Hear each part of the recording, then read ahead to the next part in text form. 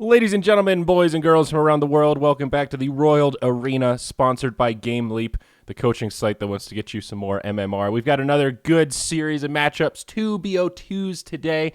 And, well, what's exciting about these BO2s is that we've got Kaipi first up against Friends. I think Kaipi should be pretty heavy favorites coming into this one, but we'll see what Friends have in store. I'm Zyori, at least for this first game, here joined by Modpax. What's going on, Trent? How you feeling, baby? I'm just ready, a little bit of some afternoon Dota. Yesterday we had 4 straight games of Pro Dota. It was fun to watch them play quite a bit, and then now, of course, it's going to be Kaipi for 4 straight games. So yeah, definitely looking forward to it. I think overall, I don't know. I understand Fluff. I believe, if I'm correct, has flown to Romania for a boot camp, or at least I know it's soon. He might already be there. Okay. I'm going to assume he's probably already there. So that's pretty sick, right? Like he's actually in Europe, no ping issues, kind of cool. So probably excited to be there, helping to captain, and I'm sure whispering in Bone Seven's ear, you know, sweet nothings about various heroes, including Omni Knight and Oracle first bans. Right. So, and I think we covered this last time we cast together, but 33 is the Coon, and he is no longer the Coon. He is now 33 forever. He's done. Forever and always. Okay. I just want to double check so we can get that out of the way first game and not be confused, because we've spent a lot of time between the Aquas and the Coons of the world. It's been a struggle, man, for real. But what do we got here? Potom, Keeper of the Light, opener from Friends, Bat Rider, Elder Titan, from Kaipi right into the Lion. Got to say, I feel like this Kaipi opener just a little bit more standard here. I guess Elder Titan hasn't been getting that same kind of love that he was, but I think still a really potent hero. Still follows up really well with a hero like Bat Rider. And all right, Friends switching it up. They're going to try, you know what, maybe we're underdogs here, but we're going to go a little bit different with our picks. Some sustainability with the Coddle, 2 very annoying heroes in that early game. Coddle and Pudge, not the kind of heroes I like to lane against in my pubs, Trent. That's for damn sure. No, not the fun stuff. So that'll be your roaming, going into every single lane. Pudge, extremely annoying. The kind of fun thing with Keeper of the Light right now is you don't really know what sort of an offlane you might get with him +1. We've seen a couple teams trying this, like Dire side offlane. Coddle, Sand King is very powerful. Kind of shown up some pubs too. By the way, have you played against Coddle since the Blinding Light buff? Oh, it's ridiculous. It's insane. They thought Mana Leak was bad. Like, yeah, geez. I totally misjudged those notes. The first game, I think I had a Clockwork on my team, and like if you have a Coddle on the other side, you don't even need Force Stabs anymore. It's insane how far he knocks people apart. Blinding Light is now, I don't want to say broken, but top tier spell. It certainly helps when you get, because that Mana Leak, let's be frank, it's a heavy nerf. I mean, rightfully so. It was ridiculous when you were laning against that thing in the early game. You basically like head to Iron Talon, and that's no fun for anyone involved. So I'm definitely okay with the nerf, but yeah, giving him a little something back. Whew, Ice Frog, he's, I don't know, he likes Gandalf or something. Yeah. Yeah, it's still a very irritating hero, and I think he has some prowess. I mean, one of the great things about Coddle is that he's a good farming support. If the game's a little bit slow, he can go stack up the jungle, and he can clear those camps with Illuminate really quickly. Power farm towards Force Staff, Mech, Glimmer Cape, Aghanims of his own, those kind of items. And we've seen the power of the Aghanims, man. That heal is disgusting towards the late game when you're pushing up high ground. It can be the difference maker. Against a hero like Elder Titan, notoriously good in those kind of situations, sometimes that Coddle Ags can be enough to break the barrier and actually get up to the high ground. So we'll see. They've got a lot of like potential catch. Oh my god, and now there's like so much gotcha on this team, right? You've got Potom Arrow, you've got Pudge Hook, and now you've got LC Blink Duel. Like, man, you don't want to be the straggler. Yeah, a ton of thought put on this pick too. Like, so many different offlaners are still left in the pool. They had Slider left to work with. They had the Sand King that they could have gone for. And in the end, they choose the Legion Commander. So pretty sick. Only Legion and Abaddon, at least that come to mind in terms of offlane heroes, have that Purge available. They'll be able to like save someone else. So now she can buff the lasso off somebody using her W there. So that's pretty sick. I'll be able to save some of her allies. They don't have a saving support. I mean, Pudge, sort of, right? Which kind of works. Yeah. But the other thing is that she can also lane against Bat Rider too because of the sticky napalm. So they're not going to be totally screwed over. Like Kaipi can't find them like finagle into some sort of situation where Bat Rider gets some insane 1v1 and can just dominate, and then he gets a quick blink dagger and the game's kind of over. Same thing you try and do with an axe. So Really smart pick by friends. Not something we see too often, but fits the heroes they already have pretty well. Yeah, I mean, I feel like when we see, especially when you and I see Bat Rider picks, we talk about counters a lot. Oracle, probably number one. Abaddon works okay. Slark. Venge, Slark. But LC does fit the bill. Press the attack does get rid of the lasso. The problem is it just has a really dinky range. So unless the Bat Rider kind of hands that opportunity to you on a silver platter, it's pretty difficult for LC to reliably cleanse the lasso on that front. But it's still a pretty effective counter. Like you said, getting rid of Sticky in the laning phase is always super important. Yeah, that's definitely the most important part of it, for sure. But here we go. Anti-Mage. Friend's going to pull out some of the anti-magic here in game number 1. Yeah, kind of a relatively safe pick. The Elder Titan always signals team fight, right? So he doesn't really do too much in terms of split push or anything like that. So when you can kind of draft your own team towards more of that element, then you're going to have an advantage. It's going to be harder for the Elder Titan to take part in that sort of a game plan from Kaipi to try and catch out some of the people over on Friends. And by banning the PA and then going for the Anti-Mage, they've kind of also banned Morphling at the same time, which would have been a pretty sick pick here for Kaipi. So kind of a nice little double maneuver here. It's something they've run quite a bit as well. So yeah, I like it. It's solid. It's not a big mega counter AM pick that a lot of people are always the most worried about, where like you have the Morphling or you have the Storm Spirit and then he comes out and you're like, shit, we lost. But it's just kind of stable. Like, let's see what you guys want to try and throw at us. Right. So, and we're thinking this is Jug mid, probably, for Kaipi. More than likely. They're looking it's a good for matchup against hard the Mirana. position 1 here. Yeah. Yeah. What else could work? They got rid I haven't of been the watching Naga. Kaipi enough. I don't know what other carries they've been gravitating towards. I mean, Bone 7's all about like the Terrorblade, the Weaver. They've been doing a little bit of Razor. Weaver could be pretty good here. A lot of these heroes are kind of squishy. You know, if you get a fast Desolator, it's really good against Pudge, destroys Coddle, not bad against Potom. Can be a dominant hero that sort of takes over. They do have quite a bit of control already with Lion, Bat, Elder Titan. They could afford to go for a carry that just does raw damage like that. This doesn't feel like a great Terrorblade game for me. I think he could work, but yeah, you kind of run into more problems with your Elder Titan, just like not helping that much too. He doesn't have a lot of setup.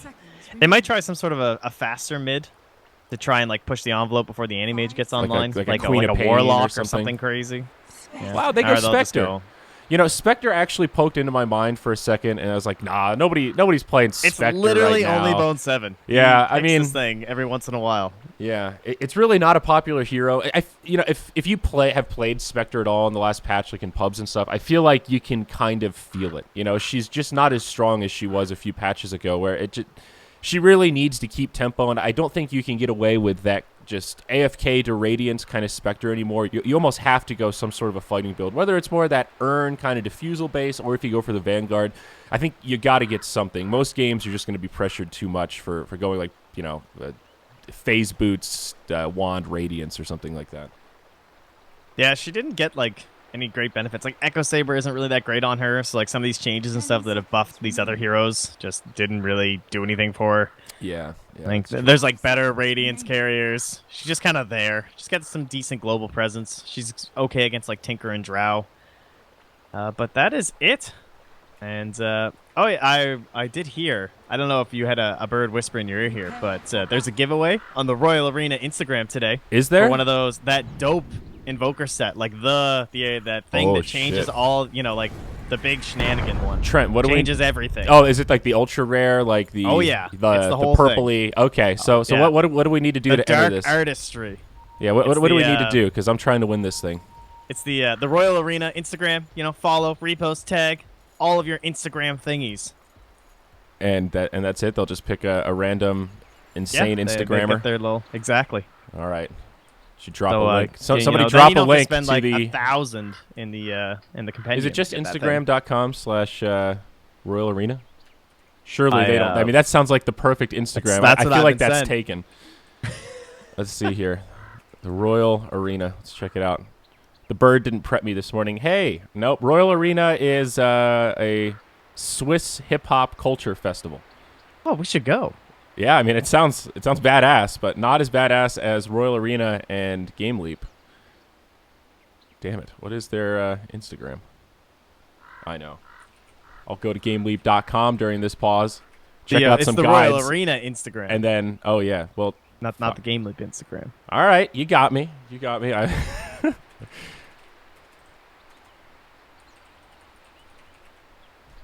Damn it. Okay.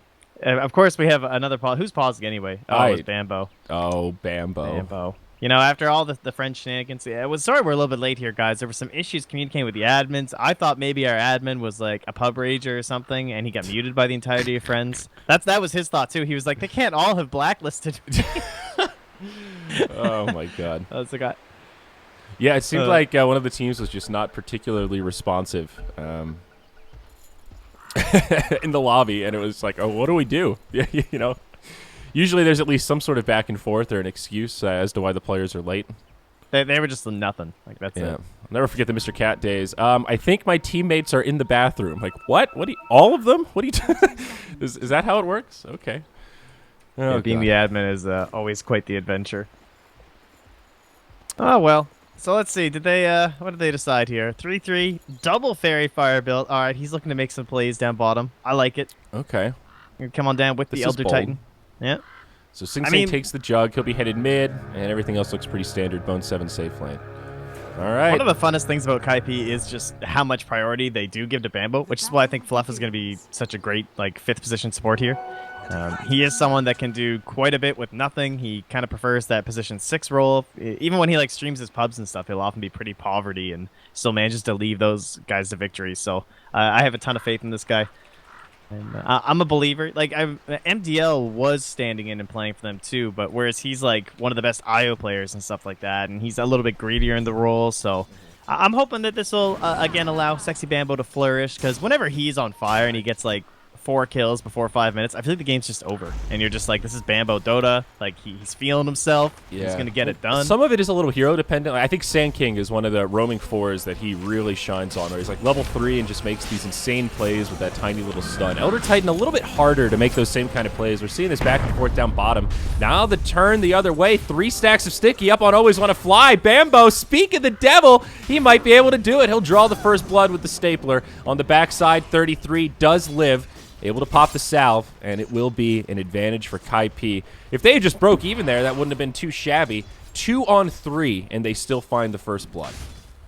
Good thing he brought that double fairy fire and salve. The baits, man. The fairy fire plays were made.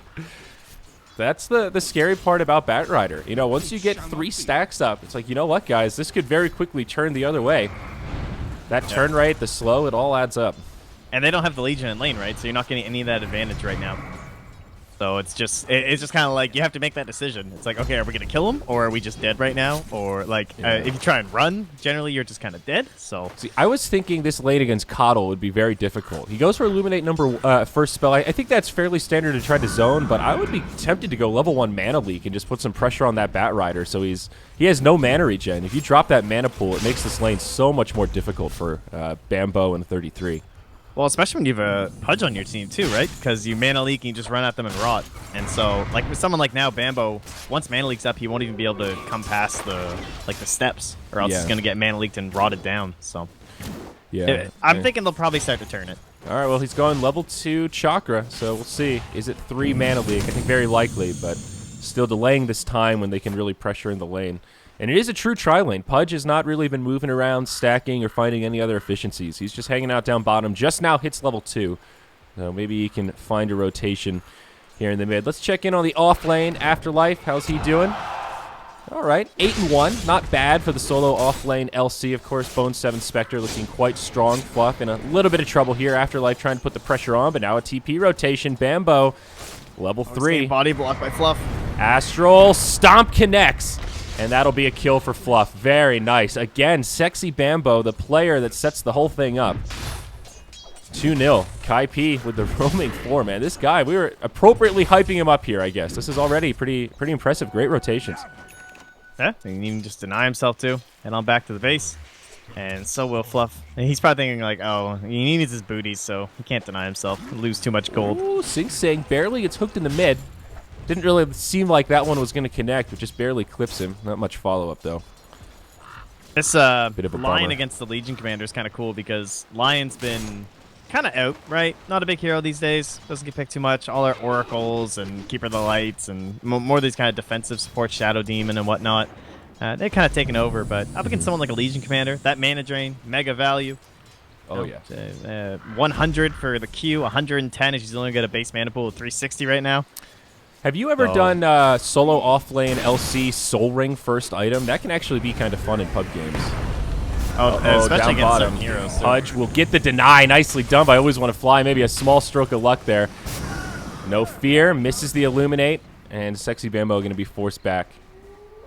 So, all right. Not so bad for friends. Not the dream for Pudge, but could have been worse. Meanwhile, mid, Sing Sing actually pretty low.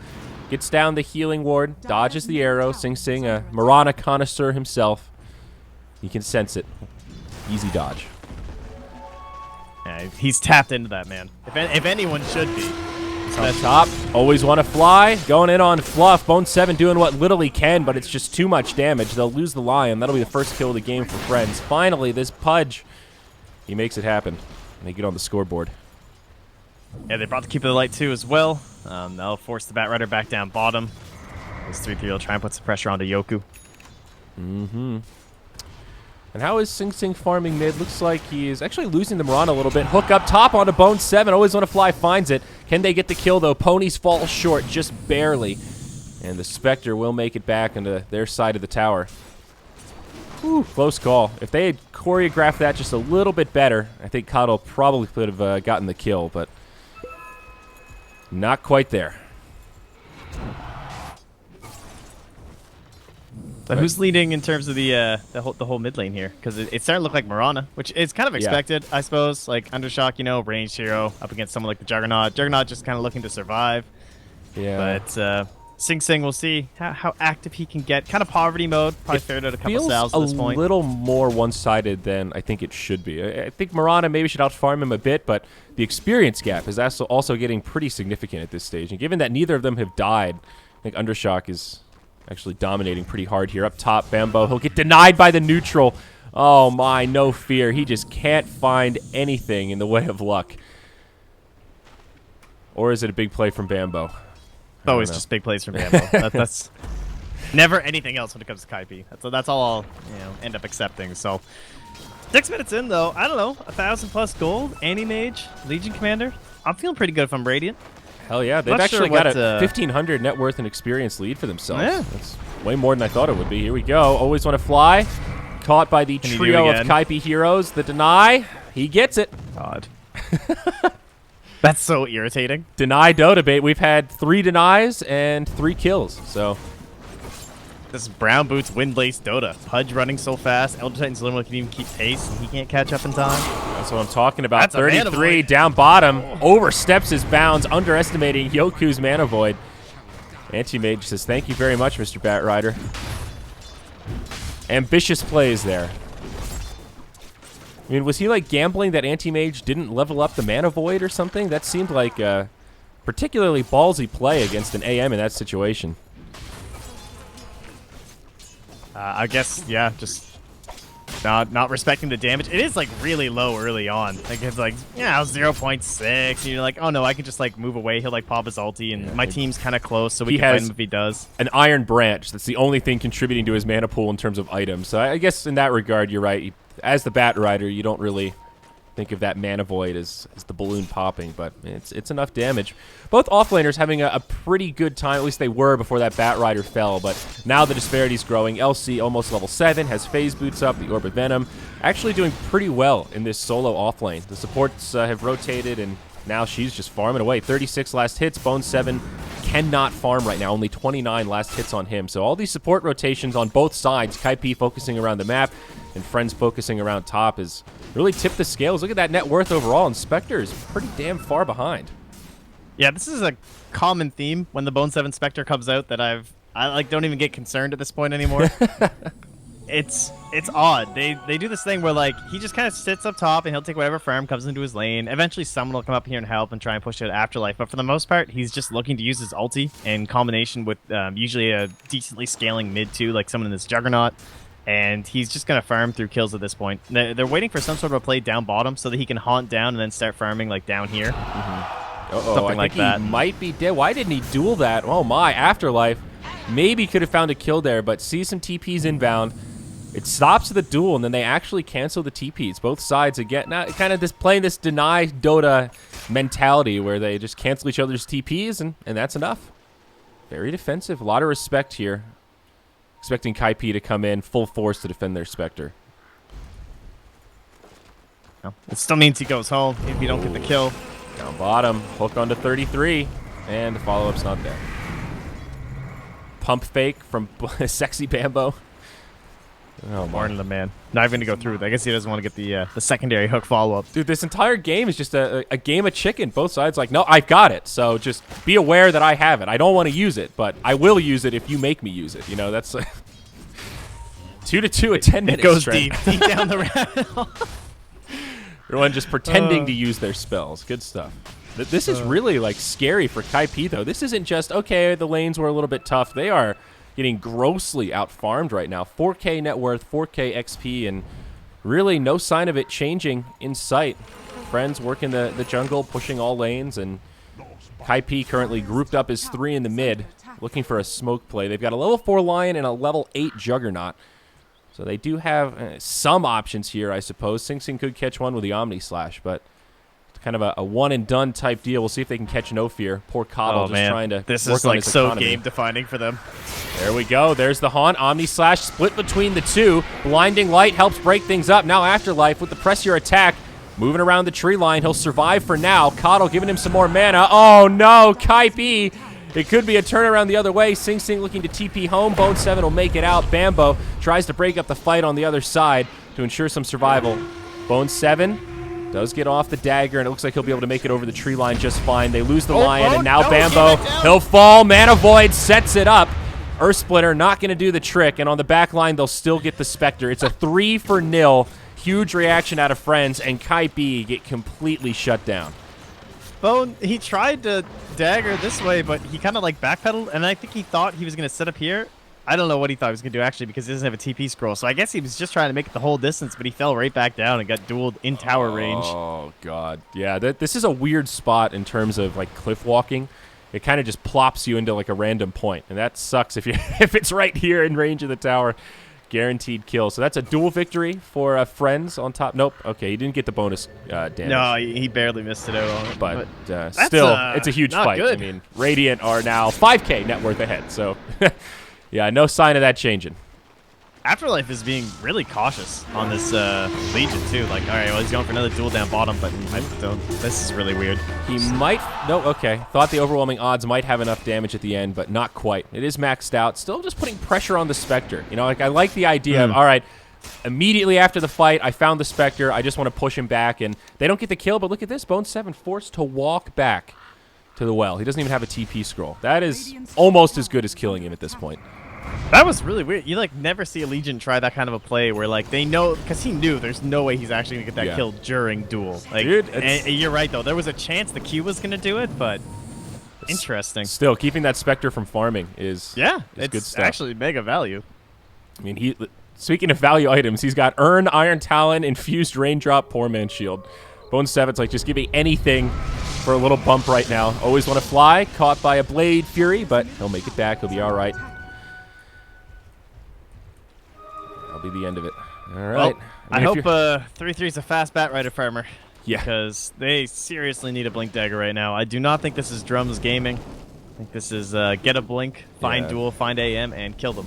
Yeah, the drum seems to work a little bit better when you're ahead early on and you're already like high level relative to the other team, and then the drums just make you so beefy compared to everybody else. When you're this far behind, I don't think the drums are going to make a real noticeable difference. I totally agree. They need some kind of surprise catch factor. You know, the one good thing about this Kaipi team is that they have a lot of pick-off potential, right? Once Lion hits level 6, which he's very close to, you've got Finger, you've got Omni Slash, you've got Lasso. With Haunt, they've got a lot of ways to just pick on supports, you know, isolate somebody and find kills. And those little pick-offs can slowly claw you back into a game like this, but they're going to need a hell of a lot of them. They will smoke up in the Roche Pit, the two supports, Bambo and Fluff. Lion still short the XP to hit level 6 for the Fingers. This is sort of an awkward timing here. Spectre dives in down bottom, but Bambo, he gets eaten by the Pudge, hooked up. Hex from Fluff, but it's not enough. They'll lose Elder Titan first. Nice stun from Fluff, but they're just outnumbered. They will set up the kill onto the Legion Commander. Now Sing comes in, gets the kill on the Pudge with the Omni Slash. No fear, getting low. He's trying to heal himself up, but it's not going to be enough. Bone 7 just a bit too tanky, and somehow, some way, Kaipi cleaned this up. A 2 for 4. A very scrappy fight, but they make some space for the Bat Rider to farm up top, and they still take a great fight down in the bottom. That's huge. Wow. That it really is. Like, I don't even know how that just happened. And so, how did AM die? Did he solo? Dude, that was also without a lion finger. Like, I feel like on paper, that's really not supposed to happen at this stage. He solo killed the AM, the Bat Rider. The Bat Rider did? Yeah, I don't think AM was in the fight. You're right. He lose lasso. Yeah. How does he solo kill an AM? Did he try? He didn't try and mana void. I'm not gonna lie. I completely missed it. I was watching the fight down bottom. Oh yeah, no, it was in the middle of our engagement. But that is. I guess he just got too greedy with the stacks. Must have been. Yeah, I mean, he doesn't have any lifesteal. He's just got the perseverance. So if you're tanking creeps right now, he has level 4 blink.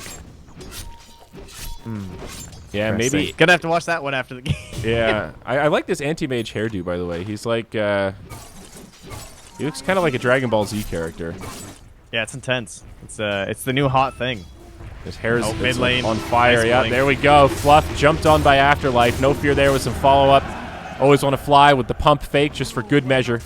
And it will be a victorious duel. That's actually the first bout of duel damage for Friends. Plus 10 on LC. Finally. And they'll make this a tier 1 tower push. Tier 1 mid will fall, and this will secure the Battle Fury for 1 Yoku on the anti-mage. You know, it was probably the haunt damage that did it. He does have 3 points to Desolate. You know, that's quite a bit of damage. Oh, you know what? We'll go with that. I like that. Maxed out Desolate. Maybe he even gave him the dagger. I didn't see a dagger down bottom. We'll go with that. But so even if it's just the ghost doing like 3 or 4 auto attacks, that does add up for Bat. I mean, Bat Rider does a lot of damage. It's more that it's anti-mage. Even 1 point in spell shield mitigates a lot of the damage Bat Rider puts out. That's the part I think that makes the particular 1v1 matchup like, huh? Anti-mage has to be pretty damn low for Bat Rider to get him in kill threshold by himself. But the pure damage definitely makes sense. So good call, Trent. That's why we pay the big bucks, man. Yeah, we'll go with that. All right, so Friends, though, I like the idea here. They had a couple missteps, but now they're coming online. Pudge, he's past level 6, so he's got Dismember. He's ready to catch people. LC has the Blink Dagger. Undershock has the Aghanims. And Coddle, he's Coddle. He's level 8. He's happy. They are ready to fight. This is a great time to push. All their heroes are sort of coming online except the Anti-Mage. And, 4+1's the name of the game. Here we go. Haunt. Oh, the hook falls short there. Does grab Bone 7 on the backside with the Dismember, but it's not looking good for Friends. The Blinding Light, there it is, knocks them all back. It's like a 3-way Force Staff. Now a hook onto 33 will not be enough to save the Pudge. Blast from Coddle just kind of tickles, but the Omni Slash will finish off No Fear in the blink of an eye, and this time the 4+1 will completely backfire. The only part that succeeds is the +1 as Yoku continues to farm in the enemy jungle. But big stuff for Kaipi. They'll get a nice 2,600 net worth swing out of it, and they'll just head right down to that tier 1 in the bottom lane. What's crazy is they won that last fight that was, like, I don't even know how they won it, and then because of how far our friends are ahead and the heroes they have, they still farmed back up that 5k lead, and then they lose it again. Like, what's happening here? Down bottom, 33, eaten by the Pudge. Afterlife comes in with the duel. Earth Splitter helps break it up, but it is not enough to turn it the other way, and Marana will get credit for that one. 9-9. More space for the Anti-Mage, though, putting a little pressure on that tier 2 tower now, clearing out the wave. Again, just farming enemy territory. Yoku with some great map awareness here, realizing that Kaipi are kind of centered down bottom where his team's fighting. Feels pretty safe, just deep in enemy territory, soaking up all that yummy, yummy farm. He's still in great shape, man. 8,600 net worth at 17 minutes. This is a pretty happy anti-mage, all things considered. Yeah, in the end, it is still an AM, so it's, a couple questionable issues going on here for Friends. Can't really blame them. Maybe we might see, like, the Legion, the Pudge, and the Coddle stick a little closer to one another at this point. Yeah. Yeah, I mean, both sides have a lot of pick-off potential. That's for sure. Oh, yo, you see the stack play? Did we get them both? Oh, that's so nice. Isn't that nice? The double stack. Oh, what Coddle. a keeper the life player. He throws the blast over this way and brings the rest down the water. That's how you win a game with an AM, folks. This is the kind of stuff you got to do. That makes me feel nice. Yeah, that's just great. Quality support play. This is a very sacrificial Coddle as well. I was praising this hero's farming capabilities, but he's gone sacrificial lamb, just buying up consumables. All you need on this hero is tranquil boots, honestly. You never have to go back to the well. There's like two ways to play it. There's like the ritzier kind, where you actually get like Force Staff and Aghanim Scepter, or that Glimmer Cape Aghanim Scepter, something like that. Or there's what is he doing right now, by the way? He has double damage. He popped a smoke and his ult. Oh, he's warding, dude. He's just going on a warding mission. This is just, okay. Get a nice, that is a cool, the Legion? No. That's a cool ward spot, though. This is not one that I think is likely to get dewarded. Obviously, the plateau here is the common spot in this area. And then the other spot is you sentry right here. Yeah. So it doesn't catch either. That's pretty cool. I like that. Lets you see when people ward up here as well. It's a really good spot, actually. Oh, yeah. That's kind of neat, too. Oh, down so bottom. Smart. They'll actually kill the anti-mage as we're ogling wards. Sorry about that one, folks. Sometimes wards are more important. If it was a support kill, I guess maybe you could make that case. But anti-mage, the high-value target, always a good hero to kill. Looks like he bought out before he died, though. He got the mana recipe, or the Manta-style recipe, rather. He already has the Yasha. I mean, that kill kind of slows him down a little bit, but he's still... He's got a room for some margin for error, I guess is a way to put it. He's looking good. Sing Sing will finally get his first core item after the drums. It will be the Diffusal Blade.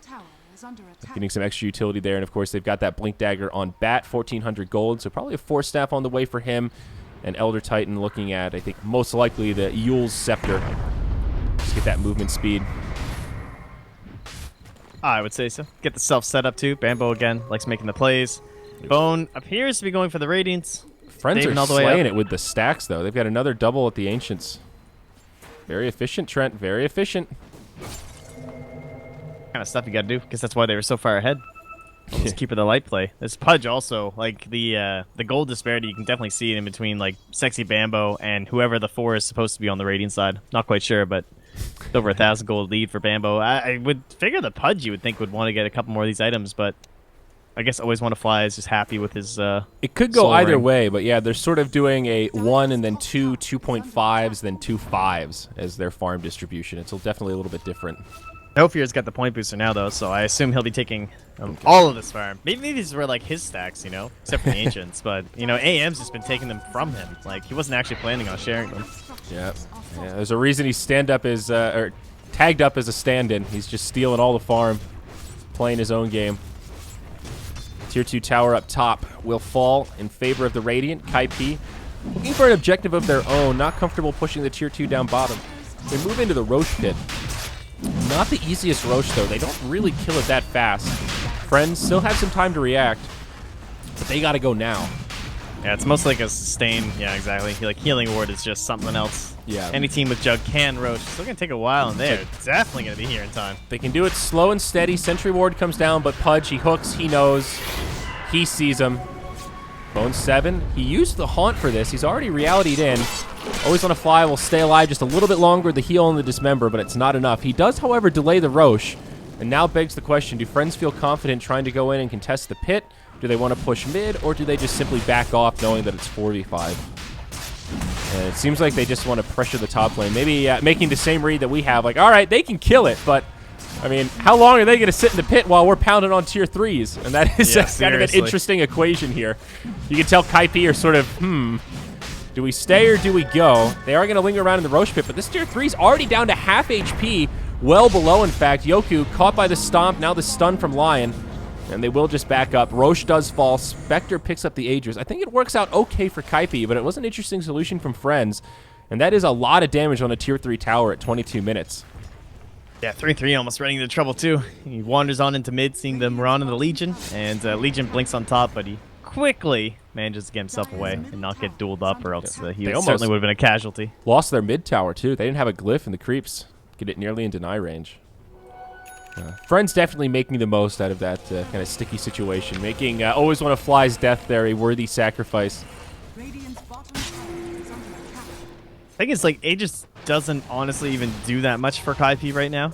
Yeah. I don't think. Like, because right now all they have to deal with is this Aghanim Scepter, Blinking, Boots of Travel, Marana, who's also being recalled around the map by Keeper the Light and an Any-Mage. Like, how are they ever going to find a fight? Yeah. I mean, that's the real question. On paper, Spectre's a pretty good Aegis carrier because you put back all of that damage with dispersion. So 2 lives, you know, you return a huge amount of damage. Oh wow! See how close that was? Just TP a little home, recall. just Oh, almost look gets how him. frustrating that is. Like, he put this sentry up here because he knows they have vision here. And then that happened, so Oh. he's like, okay, there's vision around here somewhere, so he throws down another sentry. That's Ward, why man. this is. See, it that was is a worth genius missing that AM kill, guys. AM lasso. That's predictable. I mean, this ward. This is something different. Now that is You guys pretty are cool. welcome. You know? It's always nice when you get to see it like in action here. It's like, yep, they actually just faked him out. That's 2 sentries down and no counter. This one up here, too. There's another ward that that sentry missed. Bluff's having a rough go over on the wards. Yeah. Keeper of the Light. Now level 11. Okay. He's been leeching a lot of XP this game. Very mindful of where that anti-mage is farming.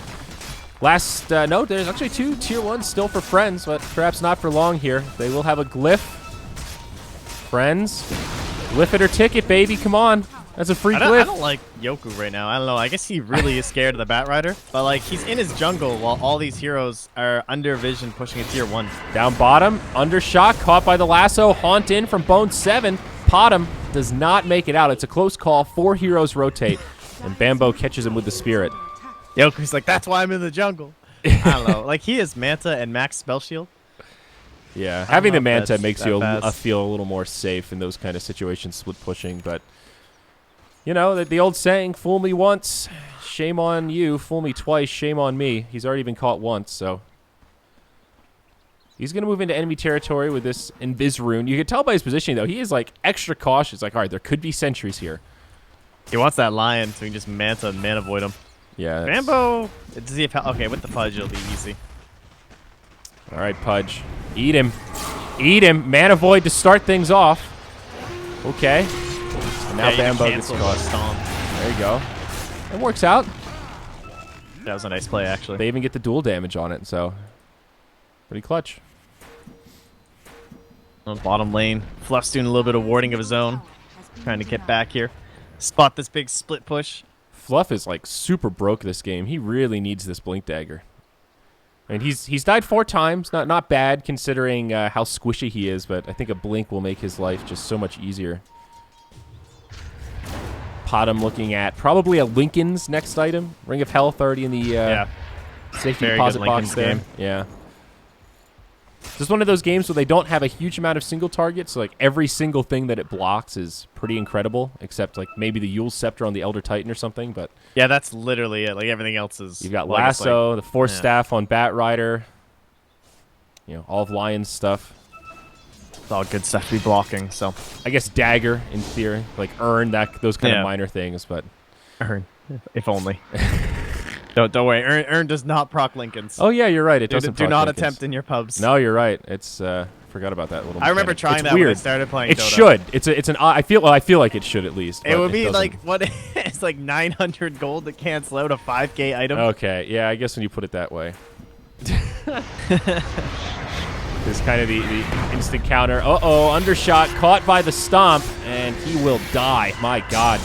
Now Afterlife nice trying to lasso. TP home, jumps on by 33, and even a finger to bring him That's down. how you get a Blink Dagger right there. Yeah, Fluff's like, all right, guys, this one's me. Thank you. Yeah. That is the Blink Dagger, though. That actually puts him over threshold. Good time to kill steal. Yeah, you know, now that I'm thinking about it, if Ern canceled Lincoln's, that would be so dumb. I'm glad it doesn't. I take that Well, back. I I'd thought like it to would. redact it if possible. You want that off the record? Not because I didn't know the mechanic as much as because I was like, no, it should break Lincoln's. No, it shouldn't. It really Single shouldn't. target. 0% chance it should. Always want to fly. He's dead. I think he's just straight up going down. Kaipi just getting a string of kills, man. Breaking this game wide open just like that. Some much-needed blood on their hands and kind of plateauing things. It's still that 5K net worth lead we saw quite some time ago, 2,500 experience. Oh, man. Should have watched some more game lead videos. I would have known that earned shit. Gotta get that game loop going, man. BSJ, I baby. think everyone needs to. BSJ. Brax. Brax. What is Brax doing? He's not on a team this season, is he? No, he's just Just pubbing taking away. some time off, yeah. Yeah. Doing some game Resetting. lead guides. Yeah. Yep. Undershock up top. he is getting closer and closer to this Lincoln's. His farm is pretty impressive. That arrow dangerously close to finding 33. There's this weird cat and mouse going on, and that flame break almost catches him. That was impressive how both sides just dodged each other so well. A lot of close calls. But the pretty lady survives. Enough, dude. Yeah. Thought his BKB. Oh, wow. He's done. He's finished this game. Is this really the build? This is interesting. So, Battle Fury, Manta, casual Hyperstone into BKB. I like this. This used to be like the in-between Hyperstone was pretty popular back when, I want to say Ritsu was playing. Well, it was CTY and Ritsu was playing this kind of like headdress, Battle Fury, Hyperstone, I think was the build. Yeah, okay. That was a while ago. Yeah. I mean, the Hyperstone is really not bad at all. In some games, if you're dominating, just getting that slightly early Moon Shard can be pretty devastating. Undershock will get caught in the top lane as the Haunt Reality comes out. Elder Titan! Whoa, with the Earth Splitter. Sexy Bambo. 3, 5, and 7. He's about to have a Blink Dagger or Force Staff of his own. Meanwhile, on the other side, that's a lasso into Omni Slash. Yoku, BKB, not saving you from that one. Hook from Pudge, also kind of falling short here. It's going to cost Always Want to Fly his life. Afterlife. Maybe finds a duel, but no, the Yule Scepter into Stomp. They turn it around the other way. Kaipi, ladies and gentlemen, 4-0 across the map. Another chaotic, scrappy fight, but in the chaos arises a victor, and it is Bone 7. Now level 16, they'll transition into this Tier 1 tower. Beautiful stuff. Actually hilarious. Like, there are so many carries that have such a hard time in this game, but Spectre is so well suited for what's happening. Just because, like, they have a Keeper of the Light, an Anti-Mage, a Mirana, and a Legion Commander. Like, those are decent split pushers. Like, using the Coddle to just pull you around the map. Everyone just nuking creep waves very quickly. It's impressive that Kaipi can ever even find a position to, like, get into objective pushing. Like, in that case, they're fighting behind a Tier 1 because it's so difficult to get the lanes in a decent spot. But Spectre with that vision, just being able to help out where, like, they kind of, like, haunt in and get one kill, but it makes that next and one so much easier to do. Like, it's good stuff. I mean, you kind of called it, though, buddy. This is the classic Bone 7 Spectre game. There's that point where it's like, all right, all hope is lost. They've got a fucking Spectre. And then, 15, 20 minutes later, it's like, oh, wow, Bone 7's looking pretty good. They've got a Spectre. I think they're winning. It really does. I mean, he's got Radiance. What's that delivered now? A full Manta style. Jug now has the Basher. I mean, things are not looking so bad for Kaipi all of a sudden. The gold graph is completely zeroed out. Experience is now dipped into their favor. The Anti-Mage is still disproportionately farmed. But, are they going to catch somebody here? This is a big rotation. Duel onto Sexy Bambo. The Elder Titan, the creator of the worlds, will get killed once more. It's another victorious duel. Gets the LC now up to plus 48 at 31 minutes. Both teams have a similar potential for these kind of plays too, though. Where like the Batrider has just been more successful. Like 3-3 has just been a better game winner. Look at Fluff, what is happening? Cheeky little shit. No Fear was trying to TP home. Fluff blinks in, hexes him, and then just TPs out immediately. Cancels his TP and gets home safe. Oh, he's got his Agnum Scepter. That's a really big turning point now, as it's just daytime, too. This is really nice for friends, actually. Like, this could totally catch them by surprise. Yeah, we talked about this. Sometimes breaking high ground is pretty difficult, but with Coddle, it just takes one blast. Somewhat analogous to a pipe in that regard, where you put the pipe on their creeps. It lets them survive that rotation so they can actually stay on the high ground. One heal from the Coddle blast, and yeah, you've got pretty healthy creeps as well as very healthy heroes. So they've got a pretty good window here. They could wait till the next day cycle if they don't find the opening. Are there any other key items? Anti-Mage has his AC pretty close, less than 1,000 gold away, so I think they'll likely wait for that before they go for the 5-man death push.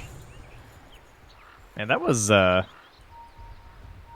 pretty good timing on the Manta too, though, for Bone 7, because now, because the non-stop Coddle blasts, the blinding, or rather the blinding light, I should say, it's only a 12-second cooldown, and during daytime, it's obviously just going to be like non-stop, like out, because the range is huge. So when he has his own vision, he can just pop that right at the maximum, and give that big blast. Yeah. And look at this. Give the blind. Shadow Blade on Bambo. Kind of cool.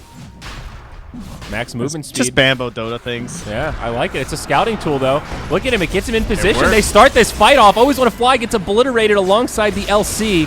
Now the finger comes out, and this is just a cleanup for Kaipi. I mean, talk about disastrous fights. A fast 4-0. None of the heroes dead have buybacks, by the way. So this is just a massacre, a slaughter, if you will. Undershock, destined to get hit by the Earth Splitter, and the follow-up damage will be more than enough. Clean sweep, 5-0. Kaipi head right back to the Roche pit. That was beautiful. Can you believe they didn't have sentries up against Elder Titan? Like, didn't they know that Shadow Blade was coming? He may have just completed How it. embarrassing. No, I'm just kidding. I mean, that's, you know, you're right. It is a weird... That's brutal. Those poor guys. Like, I actually feel so bad for them. They're just trying to do Roche and this Elder... Like, what a perfect hero to be set up Invis right here. Oh, yeah, dude. Like, he gets the Spirit in. You've got Natty Order on basically the entire team. Spectre haunts in and just destroy... Like, the Pudge just melts at this point. Like, you know, Spectre is too big. Not unstoppable, but the Haunt is scary. And given that they don't even have a goddamn mech, you know, they don't have the healing tools. Coddle was really not in a great position to get a big healing blast.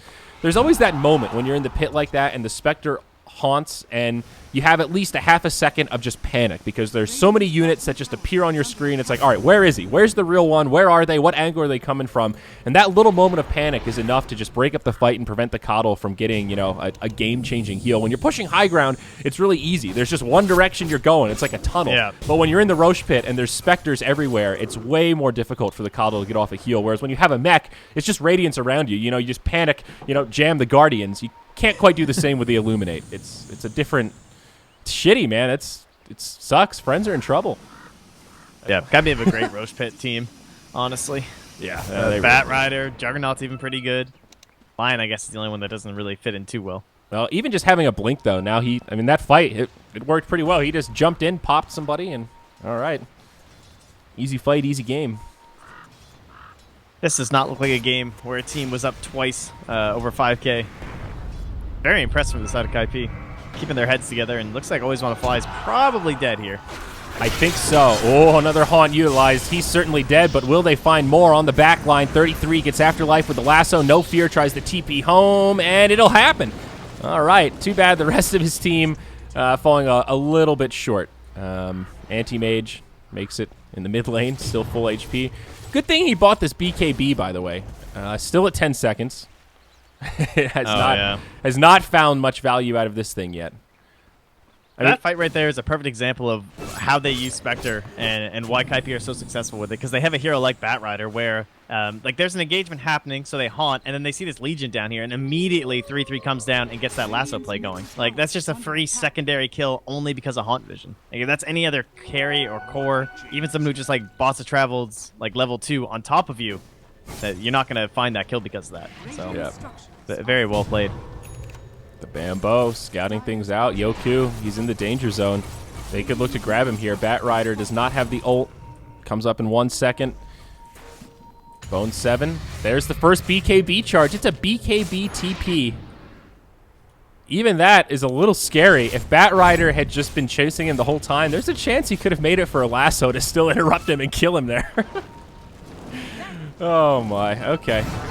Things looking very rough for this Radiant side. I mean, Yoku is still #1 net worth. He's still very farmed, but it just doesn't seem to matter in these fights. At this point, it seems like Kaipi have perfect initiation every time, whether it's the Bat Rider with a Blink Lasso, whether it's Bambo with a Shadow Blade, Yule's Echo Stomp, or if it's just a Blink Dagger Lion, or even just, you know, Spectre Haunts and, you know, friends kind of scatter. They've now got so many ways to start these fights. They can almost just run at him. You know, Kaipi have gotten over the hard part. Now their draft is really starting to excel. I mean, Sing Sing is also getting quite scary. He's got a Butterfly inbound, it looks like. That is going to be hard to deal with. No MKB in sight for friends here, of course. One really nice thing about Kaipi is that they're still playing it patient, too. Like, you haven't seen them even once go for a bad push. Right? Like, they're not just going up trying to go high ground, because this is a really tough high ground team. I mean, Legion Commander immediately getting 1 hero and Pudge getting 1 hero, and that could just be the end of it. So it's important that they just go for these fights and these kills outside the map.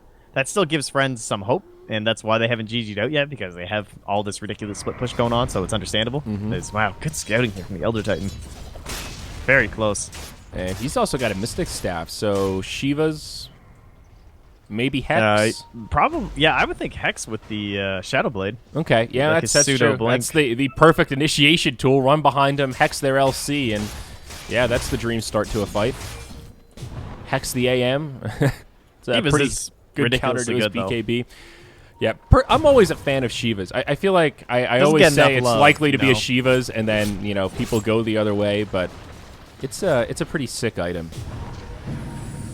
We had a Shiva's Storm against the Drow lineup yesterday. Oh, yeah? That was pretty good. Yeah, that's a classic. They were just. I mean, the game was already over. They totally won Yeah. at that point. But once you're zipping in all that armor for your team, it's just like the final nail. In the I always Drow feel like lineup. Shivas suffers a similar thing to like Sanj, where the effect is good, but it just feels underwhelming because it doesn't. It's like kind of like Rubik's and Ulffield. It's an amazing spell that doesn't feel tangible. Like minus attack speed. You don't really feel that, but it adds up. It actually makes a big difference in the fights. Here we go. The fight breaks out. Afterlife taking huge damage. He goes down first, even through the BKB. They have the Omni Slash. Pudge rots down. Not going to get the deny. It'll be a double kill for Sing Sing. Meanwhile, on the back line, Oh no, a Yoku. small skirmish here. Yoku, is he in some trouble? Nope, it's the other way. He's just going to blink down. And then they can't quite finish him off. So it's just a 2-0, but it's still a great fight for Kaipi. And at this point, it seems Look like what they they're can doing though. just control what the friends do LC. immediately, just like right to the mid lane. Oh, Miran actually left. She was up top. I thought she was gonna kill that wave first, but she'll leave it for the AM. And this is kind of what you have to do, though. They're not quite in Hail Mary mode, but you've got to keep the creeps away from the base. That's the only thing you can do to stall Kaipi at this point is Creequilibrium. But here we go. Bambo sets up. He doesn't have any friends nearby, and he'll just try to scare back the anti-mage. This is one of those plays where Bambo dies. Yeah. He's just like being a bit too much of a menace. The AM gets tired of your shit, but nice little counterplay where the second the Haunt comes out, they immediately pop the Moonlight Shadow, they throw the Blinding Light from the Keep of the Light, and they'll just start TPing. So Batrider can only find so many people with that gem. Yeah. Oh. Butterfly. Double Butterfly on Kaipi now. Spectre has it, so does the Jug. Very interesting. It's not And that Yoku often you already see... has a Basher. Yeah, it's not that often you see two cores like this pick up side-by-side butterflies, but if you can time it this way, now this team has a huge bump. Their two cores have like 30% physical mitigation because there's no way to deal with it. Bambo will get caught by a duel. Fluff not going to be able to interrupt it with the stun. Compliments of the BKB there on Afterlife, and Anti-Mage will clip him with the Basher. Two heroes without buyback. Oh, no. It's a 3v5 for 50 seconds. This is a huge window for friends. And they're going to push it, too. They're going right up the high ground. That's daytime. It's nice. Again, though, that evasion is huge because, like, that Basher just means no MKB for a while on this AM or this Legion. Although getting those, he has 2,100 gold now. So, honestly, he's BKB. He's not that far away from the MKB if you add that kill to it, especially if they get the tower here, if they get racks. I mean, Yoku's looking to be in okay shape. Kaipi, they've got a Haunt, but do they use it? Do they try to force this? And they will. Haunt comes out first thing. They go in onto Yoku. BKB gets popped. Sing Sing in some trouble, but now it's the other way. Omni Slash into Lasso. Yoku's down. And on the backside, they've also lost the Pudge. Spectre starting to clean things up as now they move on to the Mirana. He's got the Lincolns, but it's already been broken. And the Priestess of the Moon just drops in the blink of an eye, and now they'll chase after Afterlife himself. He gets recalled, and he will be just fine. Still a great hold for Kaipi. No buybacks necessary, and they will hold on to their barracks. All right. That Haunt just totally split them. Like, no heal coming up for the AM at that point. Couldn't get helped out. He had some nice bashes on the Jug. Almost got lucky enough to bring him down, but one moment of freedom, and then the Batrider hopping on out. Yeah. It was like you can't have AM up on the high ground like that without Legion next to him. So the second Legion isn't within range to immediately press the attack, then you gotta leave. Yeah. A little bit of a breakdown in communication there. It still feels like they're not really utilizing the Coddle heal as well as they could be. It's really a difficult Aghanims to execute with. Bone 7's breaking up the fights, and here we go. Now the push the other way. AM does have a buyback. Potom does not. Sing Sing, he'll get hooked. Kind of deep into the base, but they just turn on to Always Want to Fly. Fluff drops the finger, and it'll be the end of the Pudge. Now a duel. Lasso from 33, and they're going to turn it the other way. The winner goes to Sing Sing. They should have just bought back on the Anti-Mage if they wanted to take this fight. Instead, they'll lose two heroes and still lose the barracks. There's a tier 2 tower in the bottom lane, so Kaipi can't get megas off this. But they will do some pretty crippling damage here. Of course, Glyph's already been used. They'll lay into this tier 3, Blinding Light. Living up to his name, slowing things down a little bit. Bambo actually taking a lot of burst from the bottom, but still a tier 3 tower falls. They use a dust, will not find anything. And it looks like Friends will hang on to this lane of barracks. So only one lane down. It is a nice advantage for Kaipi, but Friends will have another chance at this game here, Trent. Not over yet. No, not quite. Just wait for their Legion. Again, depressing that they went all in on that melee Rax too. That's almost regen back up fully in the mid lane. Mm-hmm. And Kaipi finally found their window where it was like, okay, we can actually take an objective at this point. That patience certainly paying off. Very impressive stuff from them this game. Unfortunate for Friends though in that situation. That was one of those, like, you look at the Pudge's play and it's, why did you hook there? If you want to mount a defense, buy back on the anti-mage and make a defense, or sit back, try to work down the timers and just delay and basically let it fall. You kind of have to make that judgment call. And Friends positioned that fight like they wanted the best of both worlds, where they could sort of fight, hold the barracks, and not have anti-mage buyback, and instead it just handed 2 free kills over to Kaipi. I mean, I guess they delayed things a little bit. Maybe they helped save the top lane, but it's just a lot of extra gold going to Kaipi. I mean, this lead now is pretty staggering. They hang on, but it's up to 12, 13K net worth, 25K experience. That's significant here, Trent. Look at the level difference. They're going for a smoke play or something here? Looks like it. Smoke and a pancake. They don't have one on them. And now the entirety of Dire, this ward doesn't catch anything. So they saw AM and that's it. Bambo getting pretty close to his Scythe of Vice.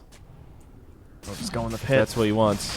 And yeah, now they can kill Roche pretty quickly. Of course, Roche 3, Aegis Cheese for the taking, and Friends need to start beelining it to the Roche pit like 30 seconds ago if they wanted to defend this one.